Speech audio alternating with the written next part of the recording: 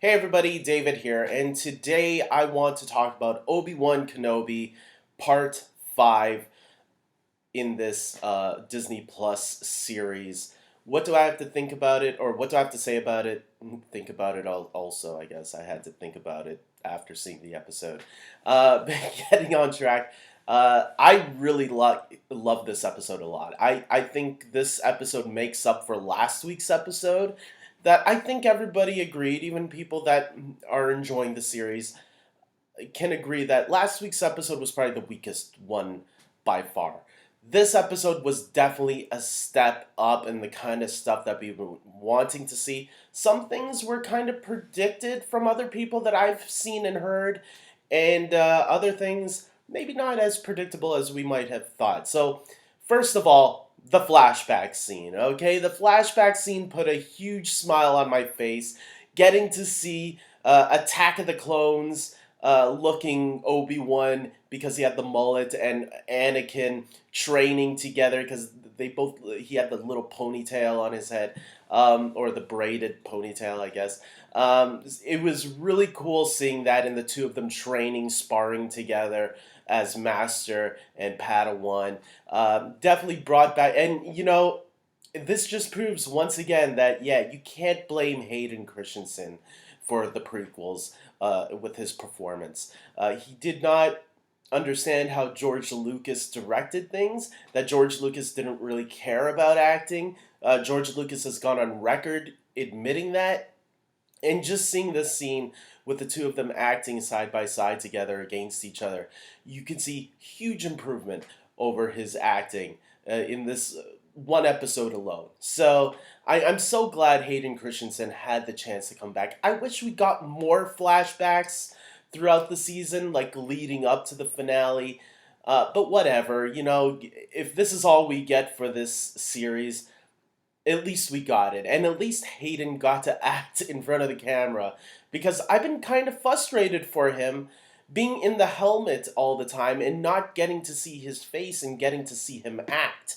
Though, if you're going to bring back Hayden Christensen, let the man act. He is a trained actor who went to school for this stuff, and finally getting to see him on camera, even though they probably de-aged him a little bit, him and Ewan McGregor, it was still really cool and a lot of fun seeing that sparring session going on. And that scene, the training scene, really gets you to understand what Vader wants. He wants to show his master that he is finally able to, defeat him in combat and show him that he is now the master, where he is no longer. You know what I mean? So I thought the flashback was really cool, getting us to see where Vader is coming from. Even though we all kind of had the idea, it's not just revenge, it's to show his master, now I am the master. Even though we know that's not going to happen yet, because if there is another duel between Obi-Wan and Darth Vader, that can't happen yet, because then the line in A New Hope, the last time we met, I was the learner and you were the master. So he can't defeat Obi-Wan yet. Will that happen? We'll have to wait and see. I'm hoping that we do get one more round. I'm a little worried for next week's episode, seeing how they're going to wrap everything up, because they can't just give us one fight and that's it. We have to get one more fight out of these two.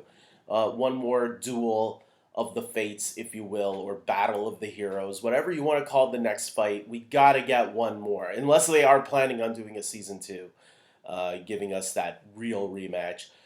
Because most of the season has been about Riva. Now, Riva kind of got a little bit more interesting in this episode.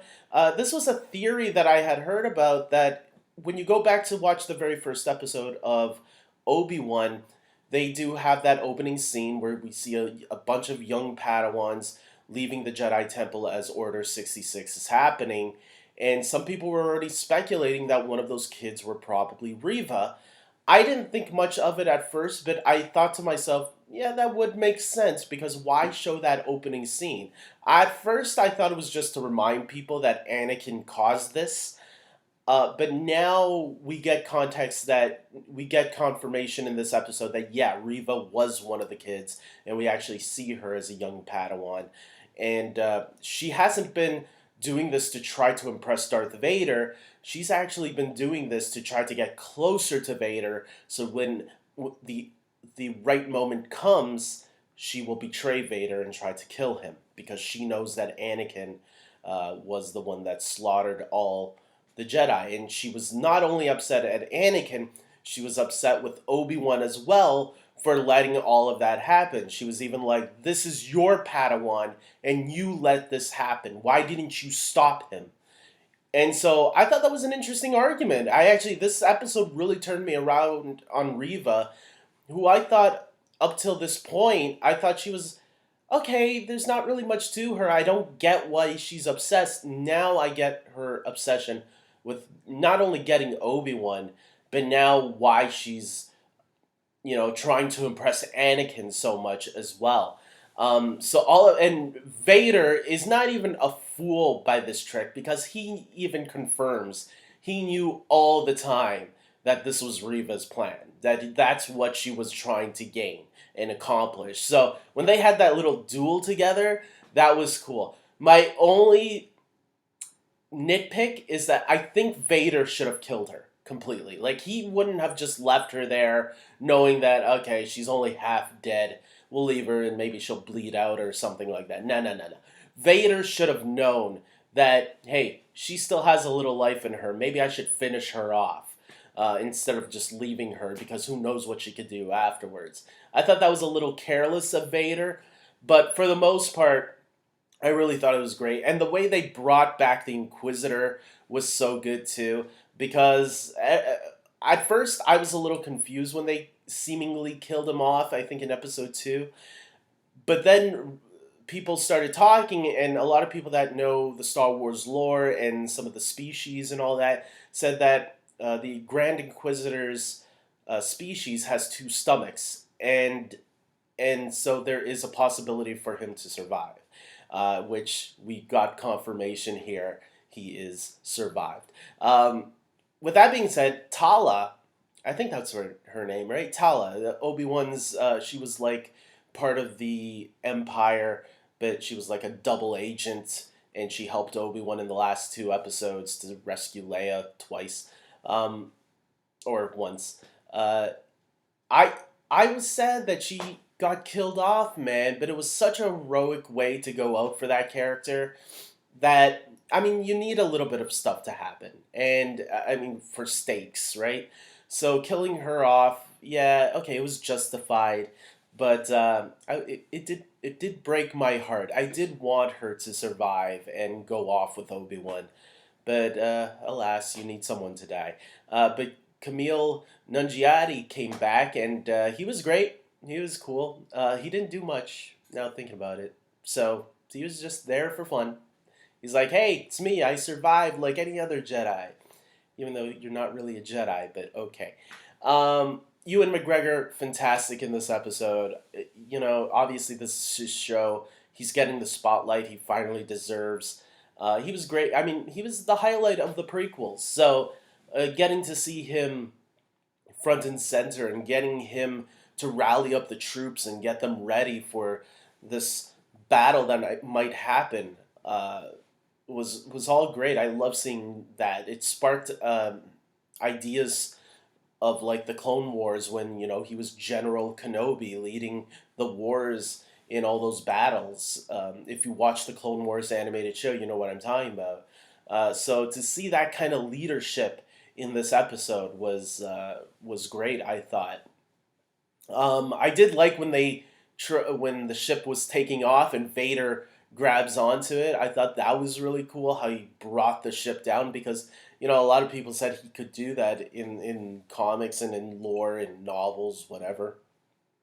But I don't think it was ever fully seen on in film and on television. So to finally get to see it here done, although it was kind of like a fool you moment because that's a spaceball reference if you guys don't remember. Because he flew off. The other ship was actually the one full of people, while the other one was a distraction.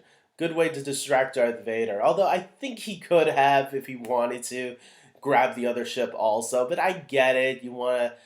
I think both ships should have been leaving right away. And then when he grabbed one down, finding out that it was empty, I think the other one could have been too far off to grab. But whatever. Okay, it took off after Vader brought the other one down. Who cares? Yeah, so I am looking forward to next week's episode. Oh, and the biggest thing about this episode before I finish off this video, Riva finding out about Luke. Holy shit. Look, I was hoping Riva would die by that moment because I said, okay, her story is done. Now we can just focus on Vader and Obi-Wan in their final duel together. But it looks like the writers want to keep Riva around. And if you're going to keep her around, having her find out about Luke is obviously not a bad way to keep her around for. Because now what's going to happen, I have no idea. Clearly, she thought Leia was important. she already has something even more interesting that will be more important. It makes me wonder if they're going to try to mirror the final duel with Obi-Wan and Darth Maul from Rebels. Like if she's gonna go out but ask him like something like, is he the chosen one? Is he the one going to, before she dies, and then he closes her eyes. That's how I think it's going to go down. I think they're going to try to mirror that episode of Star Wars Rebels. I could be wrong, but we'll see. If not, that's fine. I'm curious on how they're going to end it. I'm really hoping this episode was not the end of Vader. I'm hoping we get one more episode because they promised us this is going to be the battle of the century, right? The rematch of the century. And we haven't really gotten that rematch of the century yet. So hopefully Vader's arc, Vader is not done in this series yet. I think we're going to get one more battle. And I hope it really does not disappoint. I mean, now that Riva knows who he is, the next episode is going to have her go to Tatooine. She already knows who Owen is. So it's just about Obi-Wan going to save Luke. I think there has to be more to it than just that. And because, yeah, that's not going to be enough to fill up a 40-minute episode. I hope it's not 40 minutes. I hope it's like an over an hour episode because I really do want to have that Vader versus Obi-Wan duel one more time. The rematch of the century that we were promised. Like, they can't let that down. Because if the final episode is just a confrontation between Riva and Obi-Wan, I'm going to feel a little lied to. I also think the next episode has to have Liam Neeson return as Qui-Gon Jinn. They've been teasing it a little bit throughout this season, and I was actually expecting it in this episode, but I'm going to expect that it will be in the next episode, the final episode. We'll finally hear or see Qui-Gon finally get in touch with his Padawan, so with Obi-Wan. So with that being said, that's my small little predictions for next week. We'll see if I turn out to be right. With that being said, it was a really good episode. I really hope the finale will tie things off with a neat bow and don't let us down because, episode 4 was a little let down for a lot of people. So I don't want to feel like this show was a huge letdown. We'll forgive you for one episode. I enjoyed most of the season for the most part. Episode 4, even though I thought was fine, it was the biggest disappointment so far this season. So hopefully, next week will really give us the big bang that we deserve. With that being said, tell me your thoughts in the comments section below, guys. What did you think of this episode? And tell me any spoilers that I should have mentioned. I think I covered the big ones. So with that being said, until next time, everybody, please like this video. Subscribe to my channel if you haven't already. And until next time, take care.